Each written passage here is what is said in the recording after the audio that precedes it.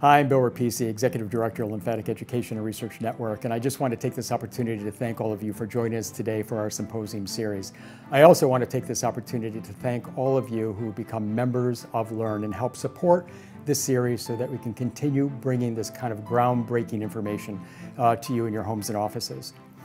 I would also suggest for all of you who have not become members of LE&RN, $5 a month, you can become a member of LE&RN and help support this programming and the research that we do. Thanks very much for joining us, and I look forward to having you become a member.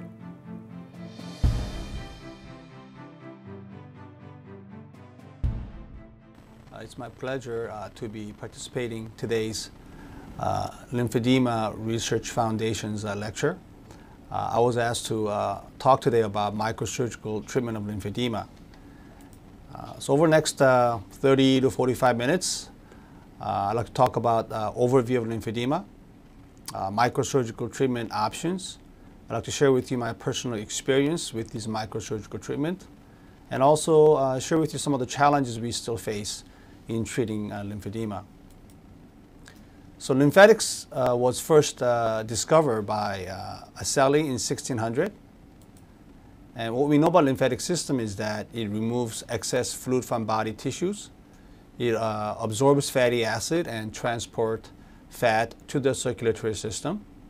And it's also involved in our immune system and can act as a pathway for cancer spread, such as breast cancer and melanoma. And under our skin, there are small lymphatic capillaries which drain to precollectors, and then which drain to the larger collecting vessels, which eventually drains into the circulatory system. And the lymphatic drains by contraction of the surrounding skeletal muscles, and also lymphatic vessel itself has a smooth muscle cells which contract and stimulated by the sympathetic nervous system. So lymphedema occurs when there is a failure of the lymphatic system and results in a high protein edema. The causes can be either primary, which is an inherited condition and can occur in infancy or during puberty or even after age of 35. But most common causes are secondary, either due to surgery or radiation, damaging the lymphatic system, or parasite. Worldwide, parasite filariasis is the most common cause of lymphedema. They get into your lymphatic system and obstruct the lymphatic vessels and cause lymphedema. In developed countries, lymphedema occurs most commonly due to a damage of the lymphatic system, particularly following treatment of cancer, where the lymph nodes are either removed or radiated. And of course, the highest incidence occurs in breast cancer patients because breast cancer is a very common cancer. And it is believed that up to 5 million Americans suffer from lymphedema, and up to 50,000 new cases of lymphedema are diagnosed each year. It is a very debilitating to the patients. It is heavy, it's deforming, painful. Often it is prone to infection. It's a lifelong problem. Currently, there is no definitive treatment, and it is poorly understood.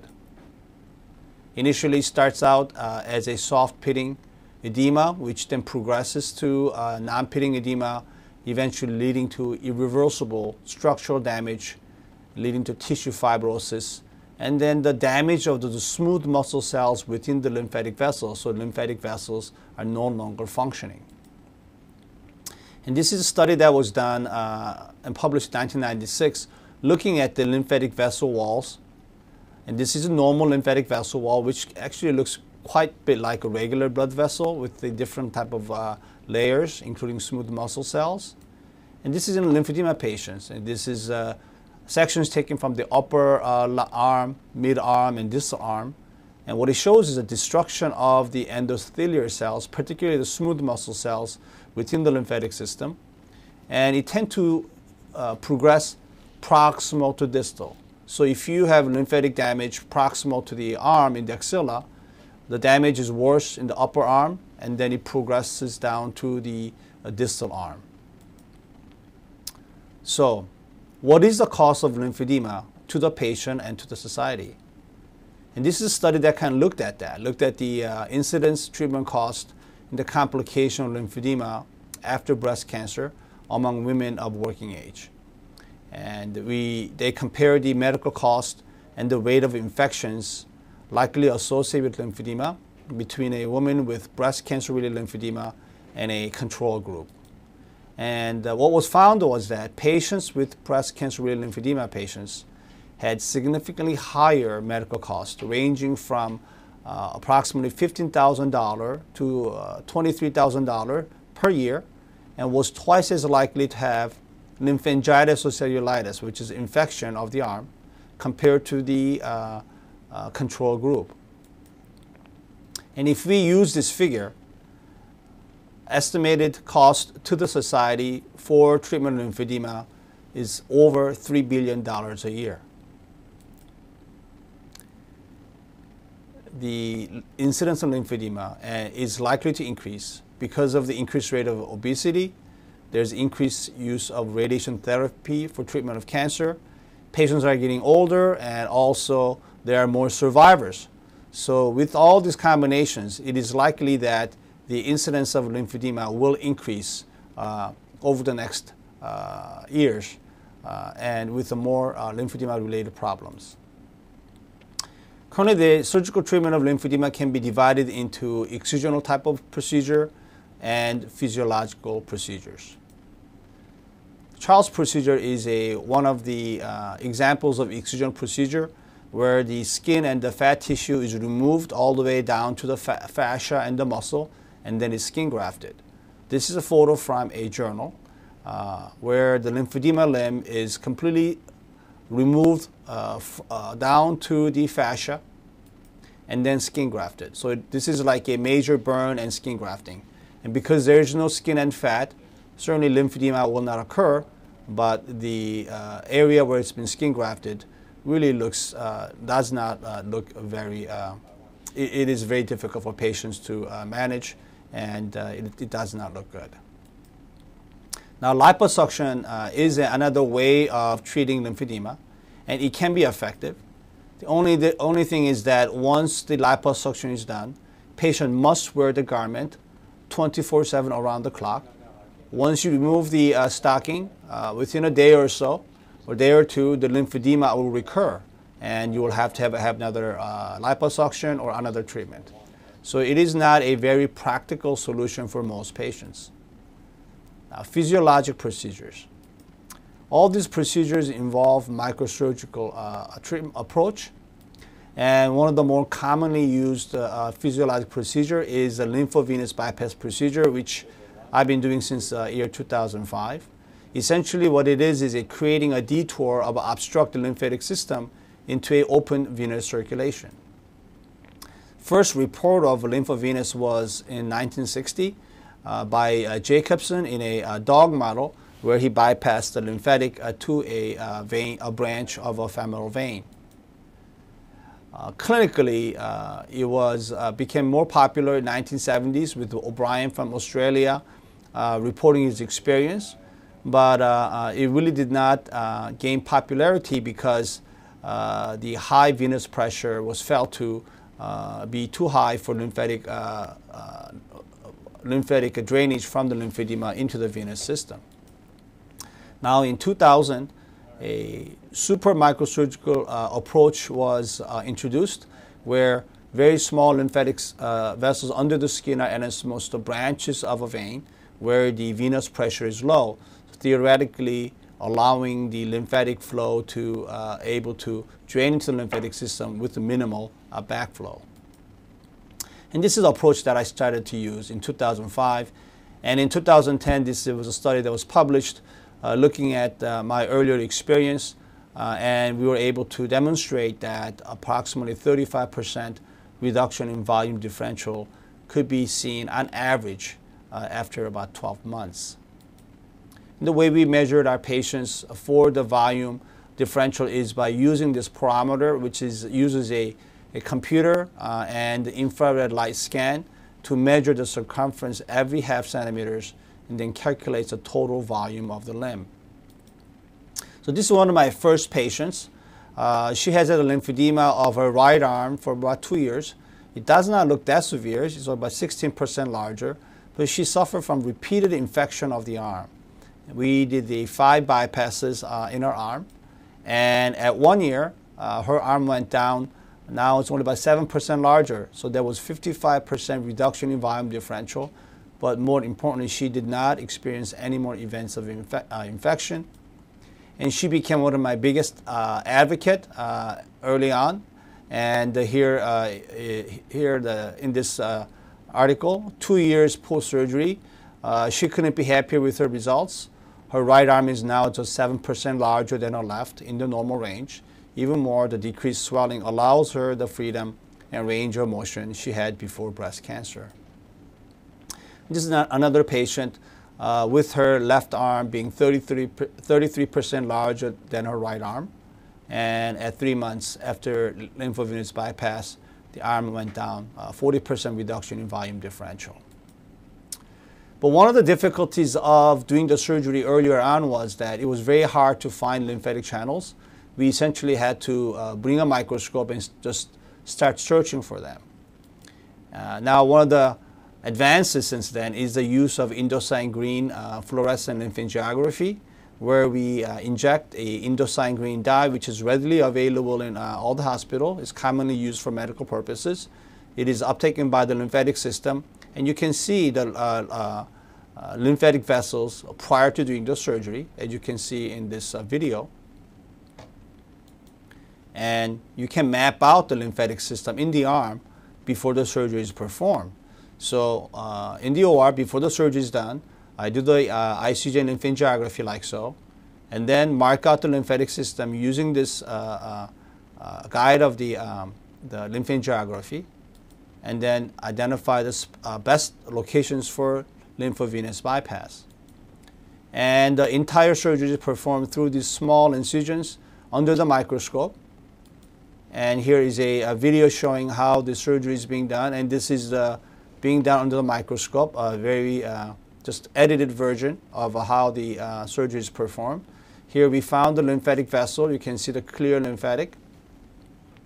And we have to use special instruments. These are special, very small microsurgical instruments. And then we have found a little vein next to it. And here's a vein, and here's the lymphatic. And then we will stitch them together with a very small sutures that are finer than human hair. So this one grade is 1 millimeter, and this is about 0.3 millimeter anastomosis. And we will connect them together using these small needles and sutures.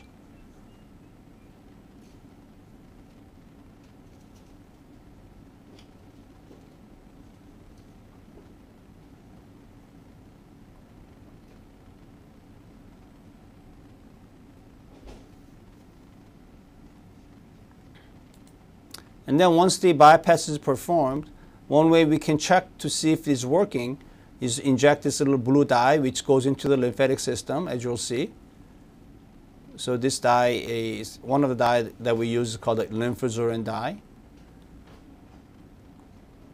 It goes into the lymphatic system, and now it's going to go into the venous system, and demonstrating that there is a good patency of the dye into the lymphatic system.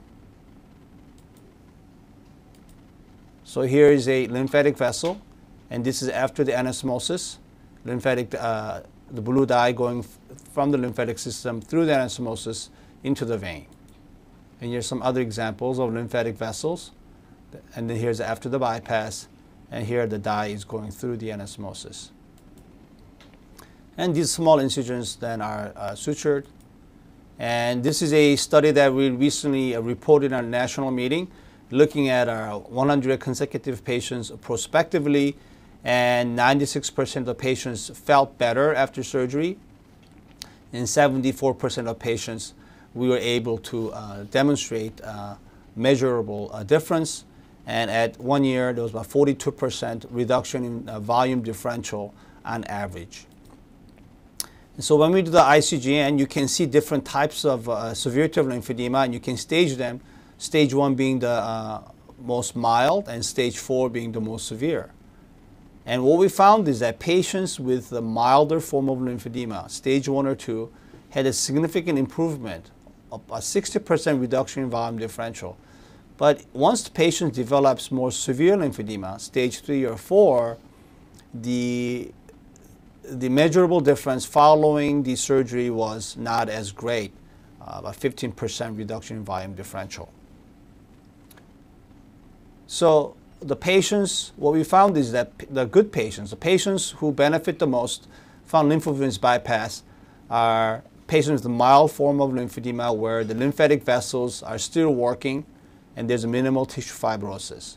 Once the lymphatic vessels don't work as well and there's a lot of tissue fibrosis, they do not respond as well to a lymphovenous bypass procedure. So this is a patient who had lymphedema for 5 years. Her left arm is 32% larger than her right arm. And here's an ICGN study showing the lymphatic vessels even going up to the axilla. So she's stage 2 classification. And at 15 months after the bypass, her left arm is only now 12.6% larger. So there was 61% reduction in volume differential. Now this is another patient who had lymphedema only for a year and a half. And her arm is 18% larger than her right arm. But ICGN study shows that she has stage 3 lymphedema with the severe dermal backflow and only few lymphatic vessels visualized. Now we did 7 bypasses, and at 3 months she felt much better. Arm was softer and lighter, but when we measured her with our pyrometer, we really did not find any reduction, noticeable reduction in volume. Now another procedure that has gained a lot of popularity over the past few years is vascularized lymph node transfer.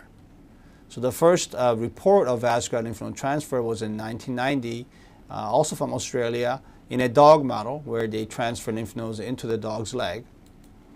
Clinically, Corinne Becker from France has been active and has really advocated this procedure, and this is one of her publications from 2006, where 24 women with lymphedema, the lymph nodes were taken from the groin and transferred.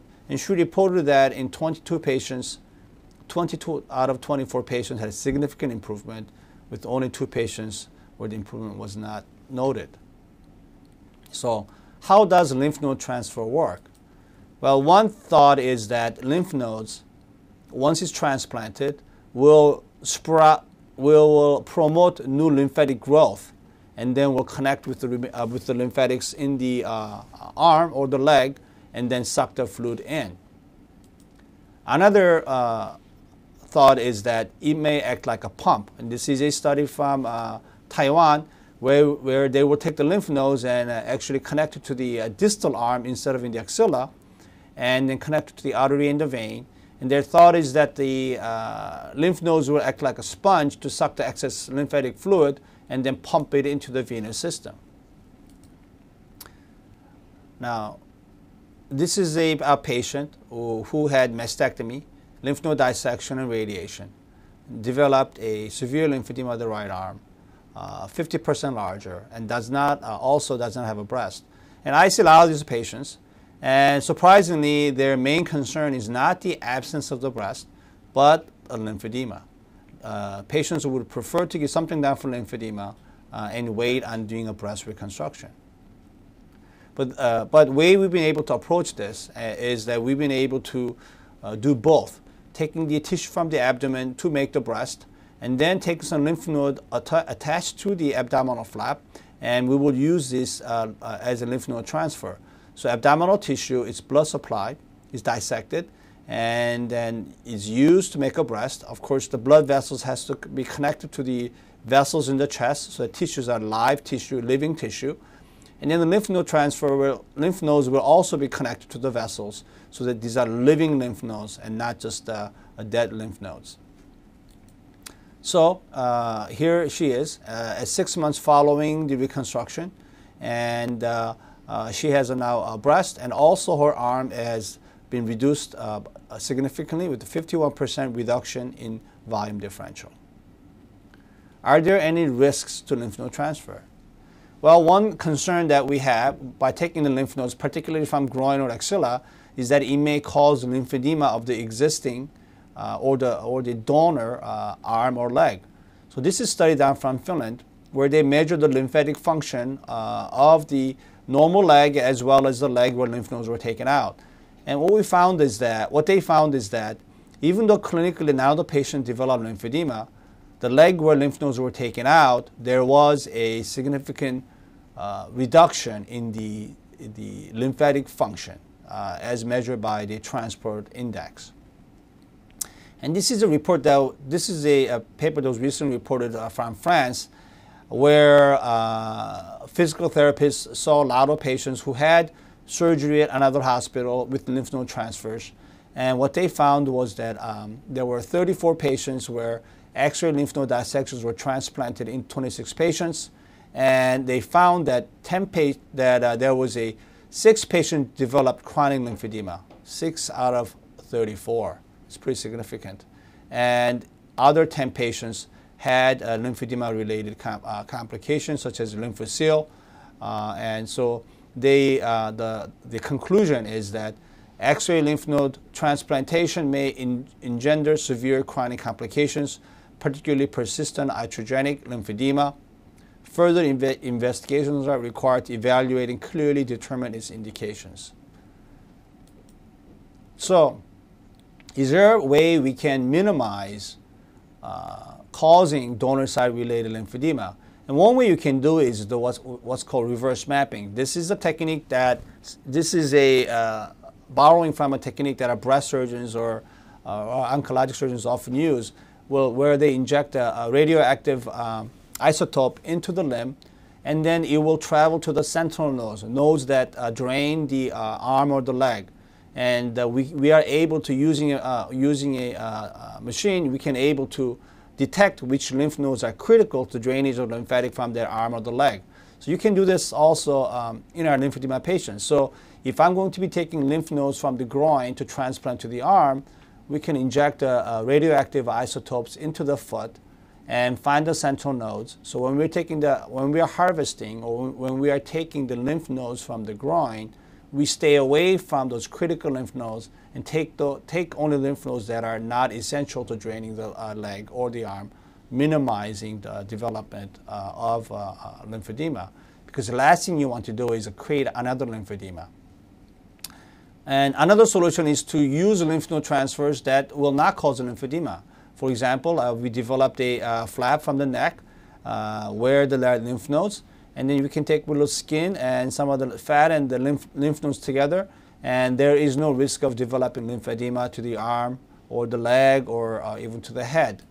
So here's a patient with a severe lymphedema. As you can see, it's almost 200% larger than the left leg, and he has repeated infections and pain. So we took a lymph node from the neck, and you can see it lighted up here, and transferred to the ankle, and then connected the artery and the veins. And within 3 months, you can see the huge difference already. There's about 30% reduction immediately and early on. And here is where the flap was taken, and here's a scar. And this is another patient who have developed lymphedema of left leg following kidney transplant. And here again, the flap is taken from the neck and then transplanted to the ankle. And you can see at 3 months, the significant difference in the leg gradually, visually. In fact, I just saw her today, and here is where the flap was taken. We call these flaps, and this is her scar, very well healed scar. So finally, this is a patient with a severe lymphedema for treatment of cervical cancer. She had lymphadenectomy, radiation. Obviously, you can see that she really cannot function regularly on a daily basis. So here's some lateral and posterior views. So what are our options? Is she a candidate for these microsurgery procedures? Not really. What are the options? I guess one of the key questions is that if she has something done early on, could this have been prevented? So here she's in the operating room, and what we decided to do is actually remove the tissue and do a debulking procedure. And then skin grafts were taken from the specimen that was already removed, and the dressing is placed, and here she is. While this may look morbid, she is so much happier now. She's able to walk normally, and she's actually going back to work, and major difference in her life. So we are in search of ideal surgical treatment of lymphedema. That will be one that repairs or reestablishes lymphatic function, and that actually cures, which means that there is a complete and permanent improvement of lymphedema without a need for patient to wear compression garments while causing minimal morbidity. Now, lymphovenous bypass, it is technically challenging, and results are inconsistent. I think the best case patients are the patients with a milder form of lymphedema. They seem to do the best following lymphovenous bypass. Lymph node transfer. Again, we are not completely sure what the mechanism is. Is it lymph angiogenesis, or does it act like a pump? Perhaps it does both. And we're also concerned about potential donor cell morbidity causing lymphedema from the site where the lymph nodes were removed. Suction oscillopectomy, liposuction. It is effective, but you have to always wear your garment 24/7. When you take it off, lymphedema comes back. So it really is not a solution. Debulking procedure, yes, it will work, but then you have very severe morbidity. The leg or the arm looks like you have severe burn. So currently, there is no ideal solution. We need more research. There is a lot about lymphedema that we do not understand, including lymphatic anatomy, physiology, and the pathophysiology. So what do we really know about lymphatic system and lymphedema, about anatomy, physiology, pathophysiology? Well, the last time lymphatic anatomy was studied, and the data that we still use is a study from 1800s by Sappi. Since then, no updated anatomic study of lymphatic system have been performed. And currently, we are doing that. We are remapping the lymphatic system in cadaver to look at the lymphatic anatomy of the arm, of the chest, of the breast, and also looking at the correlation between the lymphatic system of the upper extremity and the breast in cadaver models. We are also looking at the pathophysiology.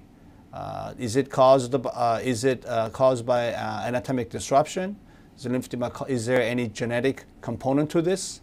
Or is it caused by adipose or fat deposition abnormality? So we're studying these different types of mechanisms in animal models to look at whether it's the fibrosis that causes the lymphedema, or is it the genetic component to that. Nevertheless, lymphedema is a significant problem to a patient and to the society. Currently, there is no optimal cure, and we expect the incidence of lymphedema to continue to grow. One hurdle that we have is that many insurance companies do not cover surgical treatment of lymphedema, as they feel it is still investigational.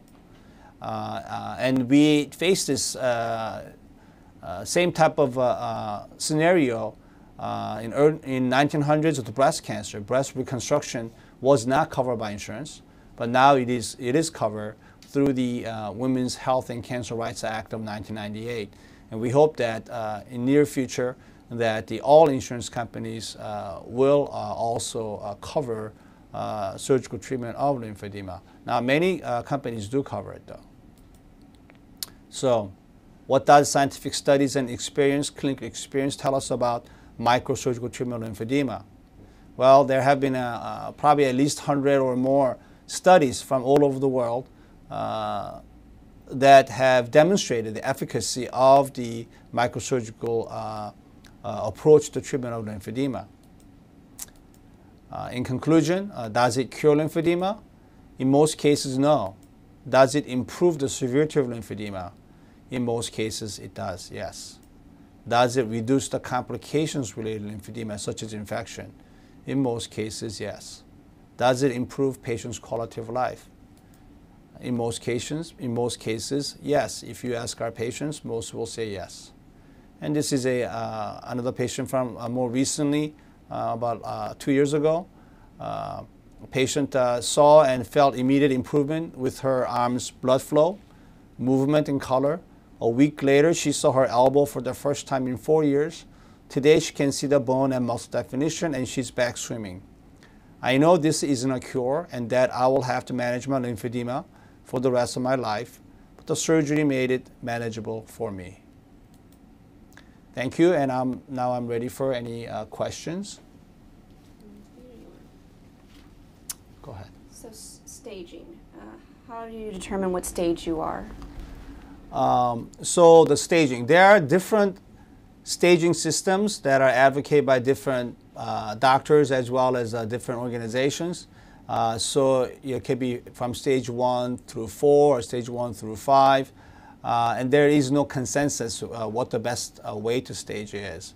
But the way that we've been staging for surgically is that because we now can get more information with the indocyanine green lymph angiography, when we do that, we can really see how many functioning lymphatic vessels you have and how much dermal backflow, that's the tissue that has a backed up lymphatic fluid.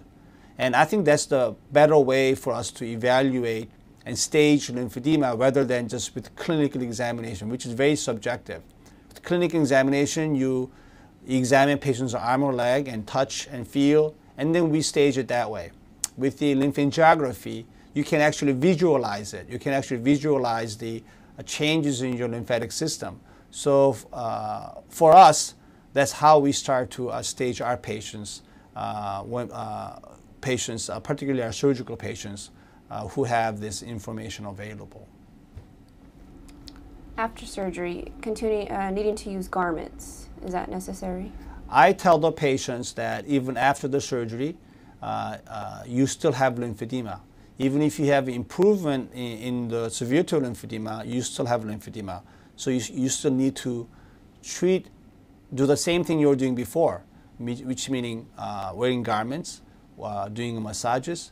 But with surgery, perhaps your massages and your would work better, and also the garment sizes may go down. But you have to remember that you still have lymphedema. And the patient, for example, one patient came and saw me today. She still has lymphedema, but what she tells me is that when she elevates the leg, it goes away much faster. And when she massages massages it, the swelling goes down much quicker than ever before. So I think it is very important. And now there are a few patients where lymphedema improves so much that they do not need to. And that's great. But I want patients to understand that's probably more of a exception rather than the rule. And so unfortunately, I do tell patients you have to continue to take care of lymphedema as you did before surgery. But your responses will be better, and maybe it's possible that with the significant improvement, it is possible that they may not have to in the future, but for the time being, yes. If you're stage 1 lymphedema, are you a candidate for surgery, and if so, which one? Yeah, the earlier patients, I think, are good candidates for lymphovenous bypass procedure. It's minimally invasive. It's almost outpatient surgery. I usually keep them overnight for our IV antibiotics, but they can go home same day. There's really no pain. Other than the small scars that they obtain, there really is very minimal morbidity. And I think they are actually the best candidates because the earlier on you can manage lymphedema, I think it can prevent the progression of lymphedema to a more severe stage where then it becomes very difficult to manage. So I think the earlier patients also do much better with lymphovenous bypass. So I think the stage 1 patients are very good candidates. Has this been done on children or with pediatric lymphedema or congenital lymphedema? Yes, we have done a number of patients, children some are born with lymphedema who develop very early on, and they will be due to a primary lymphedema, congenital. and they also can be a good candidate for these procedures. Has there been research with stem cells instead of doing transferring? There are some studies being done, particularly in animal models, but the thing with using stem cells is that particularly in our setting where most of my patients are cancer patients, using stem cells perhaps could lead to growth of cancer and maybe dormant cancers that are staying around. So it is not being used clinically, but there are studies being done with stem cells, particularly to help regenerate lymphatic vessels and such in animal models. Are these surgeries being done in other places in the U.S., such as Virginia, Delaware, or Maryland? And another person asked if it's being done in Canada. There are other places where I know there are a lot of surgeons right now are very much interested in lymphatic surgery, and there are probably a few surgeons who are doing it or trying to do it. I'm trying to think if there's anybody who are doing a significant amount in the areas you mentioned, but I think there are some surgeons who are interested and who are doing those procedures, not on a high volume, but on occasionally. And a risk to having the surgery again on the donor site. Yeah, the donor site again is that whenever you take lymph nodes from groin, you are concerned that perhaps you are reducing the lymphatic function of that leg and maybe leading to lymphedema. Or if you're taking from the axilla, perhaps you can create a lymphedema of the arm. So that is a concern. And there are ways you can minimize it, for example, by doing a reverse mapping where you are selectively take lymph nodes that are not essential to draining the leg or limb. So that would be the one way you can minimize causing lymphedema of the area where they're taking lymph nodes. And also if you take lymph nodes from the neck, there are other areas where you can take lymph nodes, for example from the neck or even inside the abdomen, your omentum.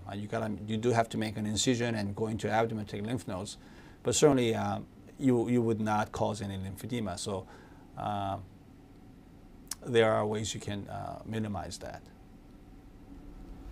As far as the surgery with the leg lymphedema compared to the arm, are the leg lymphedema results just as well?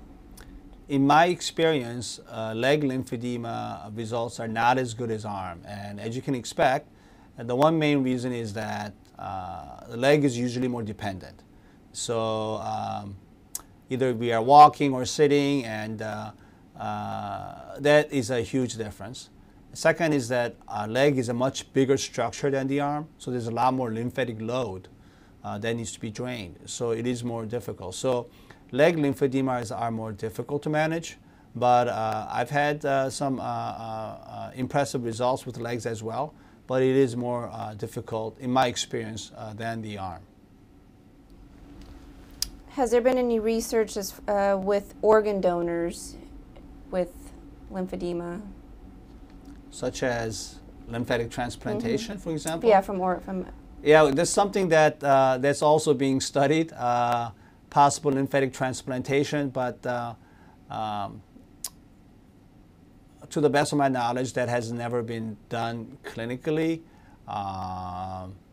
And also, main obstacle will be not necessarily surgical, but more of a immunologic, where the patient have to become immunosuppressed, perhaps with the rejection and things like that. But that is something that is being studied at various centers, but has not been performed yet. How about truncal lymphedema from following mastectomies? Yes, truncal lymphedemas,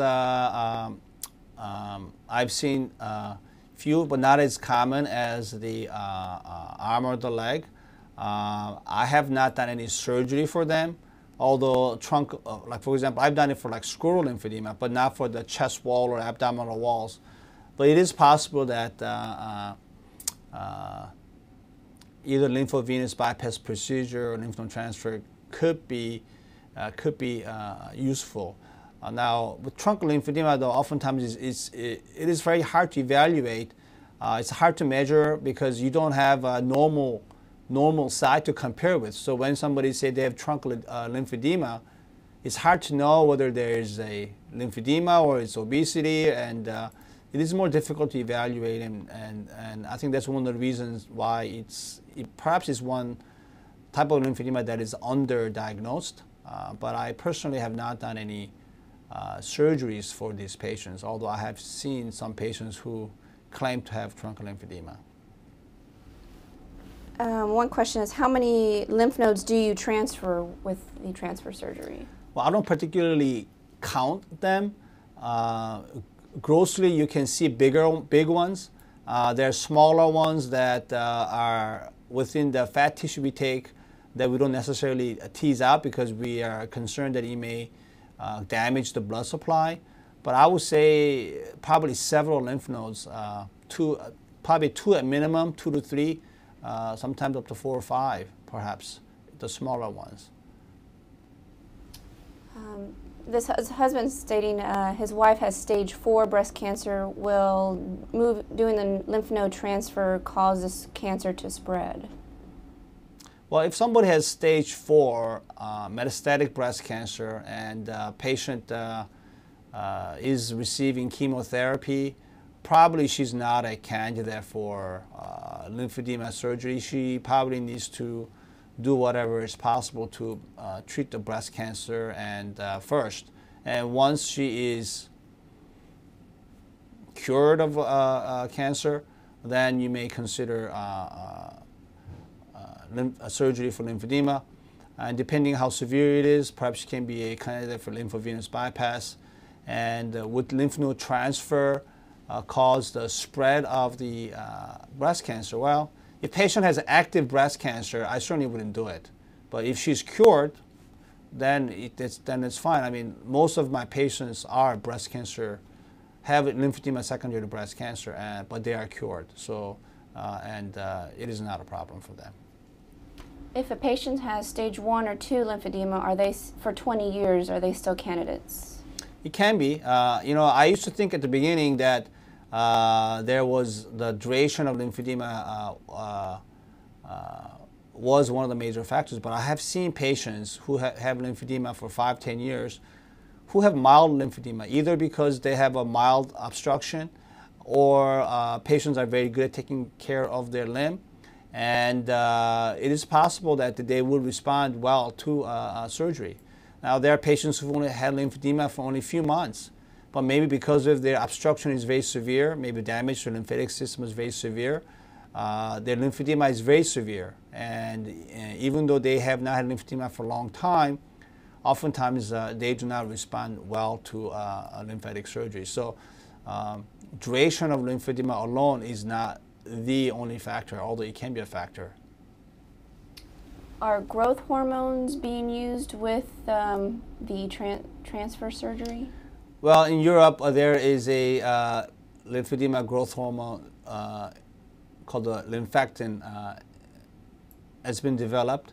Again, it is controversial because particularly with patients who had a history of cancer, whether injecting any type of growth hormone is oncologically safe.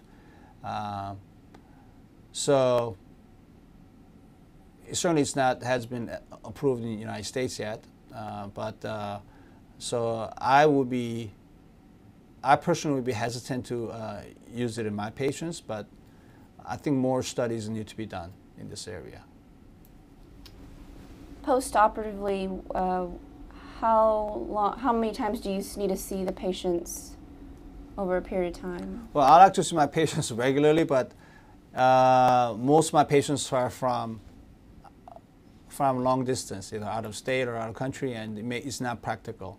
So what I usually do, depending on the type of surgery I do, I like to see them early. Like, for example, if I do lymphovenous bypass procedure, I will see the patients next day, and they will usually fly back home. I like to see them back in 3 months, and then 6 months and a year. But obviously, if they're far away, it's not very practical for some to come back on their frequently. If they're living locally, I would like to see them at 3 months, 6 months, year, and then yearly basis. With the lymph node transfers, their hospital stays a bit longer because surgery is a little more extensive, so they'll stay in the hospital about 3 to 4 days, and I will see them back within a week. And then again, if they live locally, I will see them at a month, 3 months, 6 months, a year. If they're from long distance, of course, we'll just have to adjust that and fit the patient's schedule. They have twins, one with lymphedema. Would be you able to do a transfer? Are they identical twins? Yeah.